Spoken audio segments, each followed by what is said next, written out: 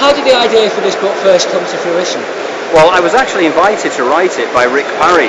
He'd read my previous book, Thank God for Football, and he liked the chapter in which I finished the Everton Liverpool story on a positive note, mentioning the reconciliation between the two clubs at the death of John Holding.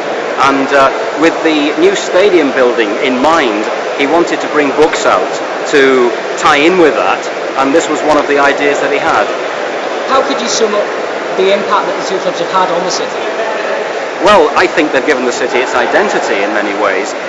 I come originally from East Anglia, and when I came to live in this city 40 years ago, I was so excited because to me, Liverpool meant, obviously the Beatles, it was the 1960s, but in addition to that, Everton and Liverpool. They were absolutely the flag bearers of this city.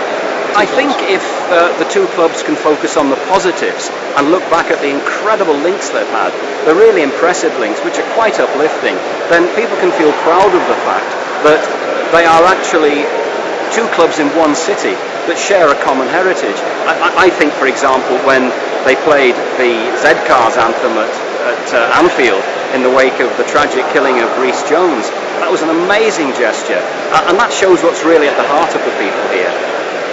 It's a great city to play in, you know. We're playing for the both clubs, you know. As I say, you know, starting with Everton and then going to Liverpool was a great experience, you know, and reaching the great pink Shankly again, you know.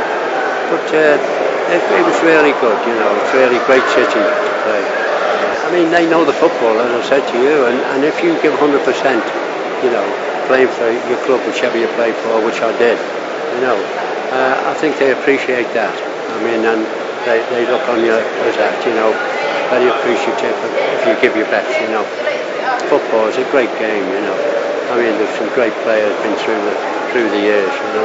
I mean, Billy Little, you know, at Liverpool was my idol. Dixie Dean, I followed Dixie when I was at Everton. I mean, these great players, you know, you know, you've got to be all right and united, you know.